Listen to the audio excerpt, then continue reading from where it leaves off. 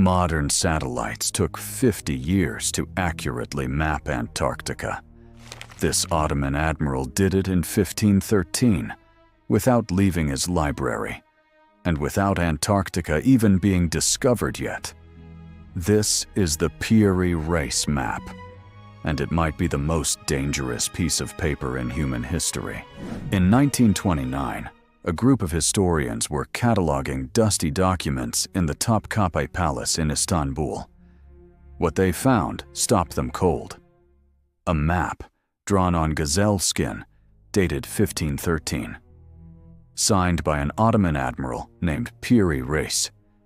The map showed Europe, Africa, and the Americas with stunning accuracy, at a time when most of the Americas had only just been discovered by Europeans. But that wasn't the shocking part. At the bottom of the map, where Antarctica should be, was a detailed coastline. Mountains, bays, river valleys carved into the ice. The problem? Antarctica wasn't officially discovered until 1820, and the coastline shown on the map doesn't match Antarctica as it looks today. It matches Antarctica as it looked approximately 6,000 years ago, before the ice. In 1960, Professor Charles Hapgood of Keene State College sent a copy of the map to the United States Air Force Cartographic Section at Westover Air Force Base. He asked them a simple question: how accurate is this map? Their response stunned the academic world. The cartographers concluded that the map was drawn using spherical trigonometry, a mathematical technique that wasn't supposed to exist in 1513. The projection used to create the map is so advanced that it matches aerial photography, as if someone looked down at the Earth from above and drew what they saw. In 1513, 300 years before the first hot air balloon, Piri Reis himself wrote notes in the margins of the map. And what he wrote is perhaps the most unsettling part of all. He stated that he didn't draw the map himself. He compiled it from older source maps.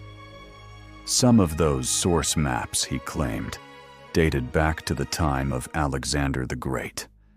Others were even older, maps he described as coming from ancient sources that no longer existed, which means the knowledge shown on this map didn't originate in 1513. It came from somewhere much, much older, from a civilization that knew the shape of Antarctica before the ice, before recorded history, before everything. The mainstream academic response was swift and dismissive. Historians argued that the Antarctic coastline was a coincidence, that Piri Reis simply guessed, or that the map was distorted. But here's what they couldn't explain. The map shows the correct longitude of the Americas, something European cartographers didn't achieve until 1700, nearly 2 centuries later. It shows mountain ranges in Antarctica that weren't discovered until 1952, when a scientific expedition used ground-penetrating radar to see through the ice. Piri Reis showed them in 1513. Without radar, without satellites, without any technology we know of, there are 3 explanations for the Piri Reis map. Each one is more uncomfortable than the last. The first, it's an elaborate coincidence. The coastline that looks like Antarctica is just a decorative addition, and the accuracy is overstated. This is the official position.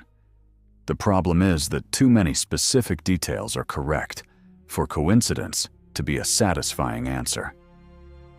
The second explanation: the map was compiled from sources created by an unknown ancient civilization, one that existed before the last ice age, that had the technology to map the entire planet from above. and they was wiped out by the catastrophic floods of 11,600 years ago. The third explanation is the one that nobody in official science will say out loud. That someone, at some point in history, had access to technology that shouldn't have existed. Aerial surveying, satellite-level cartography, knowledge of a world that was buried under ice for thousands of years. And they left one map behind. The original Piri Reis map is still in the Topkapi Palace Museum in Istanbul. You can go see it. You can look at it with your own eyes. A 500-year-old piece of gazelle skin that shows a world nobody was supposed to know existed. The question isn't how Piri Reis drew this map. The question is, where did the original knowledge come from? And what else did that civilization know that we haven't found yet? This is part 1 of Forbidden Archaeology. At EraForge, we go where history hides. Subscribe, because part 2 is coming, and it gets stranger.